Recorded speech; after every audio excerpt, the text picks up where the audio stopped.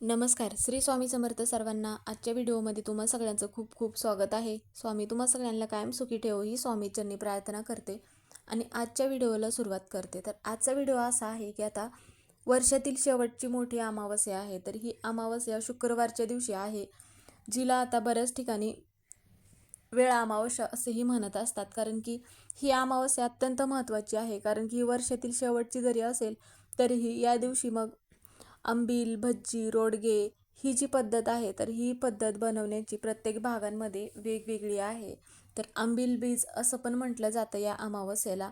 या दिवशी मग जी शेतकरी लोक आहेत, तर शेतीमध्ये जाणार आणि शेतीमध्ये जाऊन मग आपली धरणी माता जी आहे, तर ती माता लक्ष्मीचं रूप मानले जाते. म्हणून मग शेतीमध्ये आपल्या माता लक्ष्मीची पूजा केली जाते आणि त्या दिवशी मग वेगवेगळे पदार्थ बनवले जातात. तर ही पदार्थ बनवण्याची पण पद्धत प्रत्येक भागांमध्ये वेगवेगळी आहे.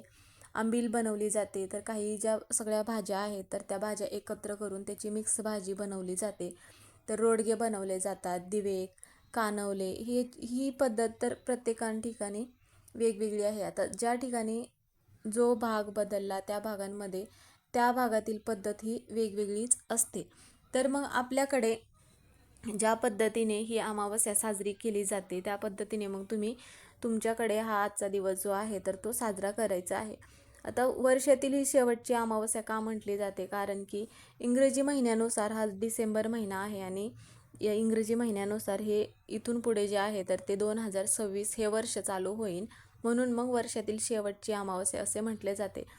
तर मग आपल्याला जी अमावस्या आहे तर या अमावस्येच्या दिवशी आपण आपल्या पितरांचे तर्पण, पिंडदान, श्राद्ध करत असतो. त्याचप्रमाणे आपल्याला काय करायचं आहे, आपल्या घरामध्ये कितीही प्रखर पितृदोष असेल तर तो दूर व्हावा, आपल्या घरातील इडापिडा, नजरबाधा दूर व्हावे म्हणून आपण बरेच उपाय म्हणा किंवा सेवा आपल्या पूर्वजांना तर्पण देत असतो, पिंडदान करत असतो. त्याचप्रमाणे आपल्या घरातील दुःख, दारिद्र्य, संकटे दूर होण्यासाठी काही सेवा उपाय करणे पण महत्त्वाचे आहे. त्यापैकीच हा एक उपाय आहे, जो म्हणजेच की दही भाताचा, मुठभर दही भाताचा हा उपाय आहे. तर हा मुठभर दही भात आपल्याला रात्री झोपण्यापूर्वी ठेवायचा आहे. तर हा मुठभर जो दही भात आहे, तर हा मुठभर दही भात ठेवल्यामुळे आपल्या घरातील प्रखर पितृदोष हा नष्ट होतो, घरातील इडापिडा, नजरबाधा दूर होत असते. तर हा दही भात मग कसा ठेवायचा आहे आणि कधी ठेवायचा आहे याबद्दलची सगळी माहिती आपण आजच्या व्हिडिओमध्ये घेणार आहोत. व्हिडिओ शेवटपर्यंत बघा, म्हणजे माहिती तुम्हाला पूर्णपणे समजेल. व्हिडिओ आवडला तर व्हिडिओला लाईक करा, चॅनलवर नवीन असेल तर चॅनलला सबस्क्राईब करा. आता अमावस्या कोणतीही असेल तर आपण अमावस्येला सगळ्यात अगोदर आपल्याला आपल्या पूर्वजांचं स्मरण डोळ्यापुढे येत असतं.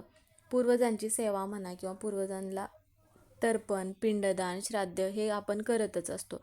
कळत नकळत आपल्याकडून आपल्या पूर्वजांच्या सेवा करत असताना काही चुका घडत असतात, त्यामुळे आपल्या घराला पितृदोष हा लागत असतो. त्याचप्रमाणे अमावस्येच्या दिवशी भगवान शिवाची पण पूजा करण्याला खूप महत्त्व दिलं जातं, कारण की अमावस्येला भगवान शिवाची जर आपण आराधना केली तर त्याचप्रमाणे शिवलिंगावरती बेलपत्र, दूध, दही याने जर आपण अभिषेक केला तर आपल्या घरामध्ये म्हणा जे पण काही दोष असतील तर ते दोष दूर होतात. आणि त्याचप्रमाणे अमावस्येला आपल्याला ओम नमः शिवाय या मंत्राचा पण जप करायचा आहे, जेणेकरून आपल्या घरातील ज्या अडचणी आहेत त्या अडचणी पण भगवान भोलेनाथ दूर करत असतात. आता पितरांच्या तर्पण करण्यासाठी आपल्याला जर काही ठिकाणी अडचणी येत असतील तर त्यावेळेस मग आपल्याला काय करायचं आहे, आता आपण अमावस्येच्या दिवशी तर दरवाजाला आंब्यांच्या पानांचं तोरण लावत असतो, त्याचप्रमाणे हळदीचं पण लेपन करत असतो.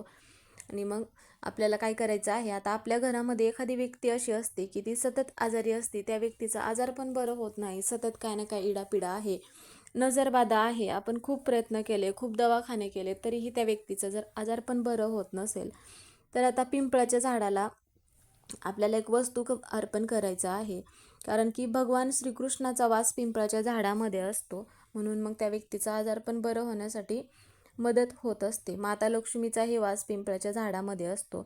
म्हणून तुम्ही दिवसभरातून कधीही ही वस्तू अर्पण करू शकता.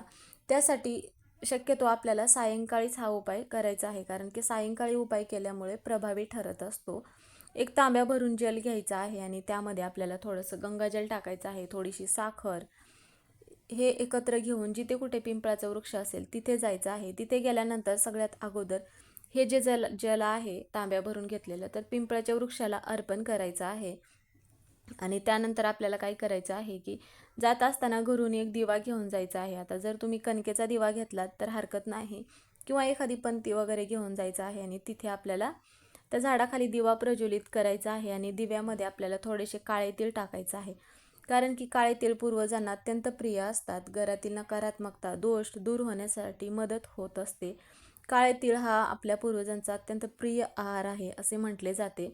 नंतर मग आपल्याला ओम पितृ देवताय नमः असा 11 वेळा मंत्र म्हणायचा आहे आणि दिवा लावून पूजा करायची आहे. आणि आपण जे जल घेऊन गेला आहे तर ते जल पण आपल्याला अर्पण करायचं आहे. आणि आपल्या म्हणजेच की आपली जी कोणती घरातील अडचणी असतील तर त्या पिंपळाच्या झाडाला आपल्याला त्या अडचणी सांगायचं आहे. जे कोणते दुःख आहेत तर हे सगळं सांगायचं आहे. आणि पिंपळाच्या खोडावरती डोकं टेकवायचं आहे. नंतर मग पिंपळाच्या वृक्षाला 11 प्रदक्षिणा घालायच्या आहेत. प्रदक्षिणा घालत असताना ओम नमो भगवते वासुदेवाय नमः असा मंत्र म्हणून प्रदक्षिणा घालायचा आहे. असा एवढा एक उपाय मग आपल्याला अमावस्येच्या दिवशी आवर्जून करायचा आहे. आता आपल्या घरामधील पितृदोष दूर व्हावा म्हणून आपण बऱ्याच सेवा उपाय करत असतो. आपल्या घरातील कोणत्याही व्यक्तीचं कोणतं काम होत नसेल किंवा घरामध्ये मुलामुलींचे विवाह जुळून येत नसतील तर त्यावेळेस आपल्या घराला लागलेल्या दोषामुळं किंवा पितृदोषामुळं ह्या अडचणी घरामध्ये निर्माण होत असतात. आपल्या घरातील कोणतीही नकारात्मकता निघून जात नसेल तर मग आपल्याला काय करायचं आहे, संध्याकाळी हा जो दही भाताचा उपाय आहे तर तो संध्याकाळीच करायचा आहे. तर त्यासाठी आपल्याला काय करायचं आहे, थोडासा भात आपल्याला एक वाटीभर भात होईन एवढाच भात शिजवायचा आहे. आणि आपण जो भात शिजवलेला आहे तो भात घरात शिल्लक ठेवायचा नाही, किंवा घरातील इतर व्यक्तींना हा भात खाण्यासाठी पण द्यायचा नाही. जेवढा आपण भात शिजवला आहे तेवढा भात आपल्याला तसाच घ्यायचा आहे हा उपाय करण्यासाठी, पण शिळा भात चुकूनही घ्यायचा नाही. नंतर मग काय करायचं आहे, जे आपण भात शिजवला आहे तो एखादा तुम्ही पत्रवाळी घेऊ शकता किंवा एखादा पुठ्ठा असेल तर त्यावरती हा भात ठेवायचा आहे. त्या भातावरती आपल्याला काय करायचं आहे, थोडंसं दही हळदी कुंकू टाकायचं आहे. आणि नंतर मग काय करायचं आहे, आपल्याला आपल्या पूर्वजांचं स्मरण करायचं आहे. जर तुम्हाला नाव माहिती असेल तर ओम पितृ देवताय नमः असा पण मंत्र म्हणू शकता. जर नाव माहिती नसेल तर, नाव माहिती असेल तर नाव घेऊन स्मरण करू शकता. आणि ज्या ठिकाणी आंघोळीचं बाथरूम आहे, जिथे आंघोळीच्या बाथरूमचं पाणी जातं तिथे मग आपल्याला हा जो भात आहे तर तिथे ठेवायचा आहे. जेव्हा आपण हा भात ठेवणार आहोत तेव्हा मग बाथरूम ओलं असू नये, बाथरूम कोरडं करायचं आहे आणि मगच हा भात आपल्याला तिथे ठेवायचा आहे. किंवा मग तुम्ही बाथरूमच्या खिडकीमध्ये पण हा भात जो आहे तर तो ठेवू शकता. जेव्हा आपण भात ठेवणार आहे त्यानंतर मग बाथरूममध्ये कोणीही जाणार नाही, या गोष्टीची आपल्याला काळजी घ्यायचं आहे. त्यासाठी मग तुम्ही घरातील इतर व्यक्तींना अगोदरच सांगायचं आहे आणि नंतरच मग हा भात ठेवायचा आहे. लहान मुलं असो किंवा मोठी व्यक्ती असो, घरातील कोणतीही व्यक्ती बाथरूममध्ये जाणार नाही ज्यावेळेस तुम्ही भात ठेवाल त्यानंतर. मग रात्रभर हा भात तिथेच ठेवायचा आहे. सकाळी उठल्यानंतर सगळ्यात अगोदर आपल्याला हा जो भात आहे तर तिथून आपल्याला हा भात उचलायचा आहे. आणि एखाद्या मुक्या जनावराला तुम्ही खायला घालू शकता हा भात, किंवा मग एखाद्या झाडाखाली ठेवू शकता, जेणेकरून एखादे पक्षी म्हणा किंवा एखादे प्राणी हा जो भात आहे तर ते भात खाऊन घेतील. अशा ठिकाणी हा भात ठेवायचा आहे. किंवा इतरांच्या घरापुढे टाकायचा नाही, किंवा कोणाचा त्यावरती पाय पडेल अशा ठिकाणी पण टाकायचा नाही. आता मुक्या जनावरांनी किंवा पक्ष्यांनी जर हा भात खाल्ला तर आपल्या पितरांना मोक्ष प्राप्त होते. म्हणून मग आपल्याला असा हा जो दही भात ठेवण्याचा मूठभर उपाय आहे तर तो अमावस्येच्या दिवशीच करायचा आहे. अमावस्येच्या दिवशी आपले पूर्वज जे आहेत तर पृथ्वीवरती येत असतात, म्हणून मग आपण आपल्या पूर्वजांना तृप्त करण्यासाठी असा मूठभर दही भात ठेवायचा आहे. आणि नंतर मग आपल्याला काय करायचं आहे, घरी आल्यानंतर हा भात म्हणजे जिथे कुठे तुम्ही ठेवायला जाल घराबाहेर तिथून आल्यानंतर हातपाय धुवून घ्यायचा आहे आणि मगच घरामध्ये प्रवेश करायचा आहे. तर हा उपाय आपण अमावस्येलाच करत असतो, कारण की पूर्वजांची सेवा करण्याचा अत्यंत महत्त्वाचा दिवस म्हणजे अमावस्या असे म्हटले जाते. म्हणून तुमच्या पण घरामध्ये काही पितृदोष असेल किंवा घरात इडापिडा नजरबाधा असेल तर तुम्ही पण हा अमावस्येला उपाय करू शकता, जेणेकरून तुमच्या घरातील पण काही दोष असतील तर ते दूर होण्यासाठी मदत होईल. तर तुम्हाला माहिती ही पूर्णपणे समजलीच असेल. तर व्हिडिओ इथेच संपला. व्हिडिओ कसा वाटला कमेंट करून नक्की सांगा. कमेंटमध्ये ओम पितृदेवताय नमः हे लिहायला विसरू नका. व्हिडिओ पूर्ण बघितल्याबद्दल धन्यवाद.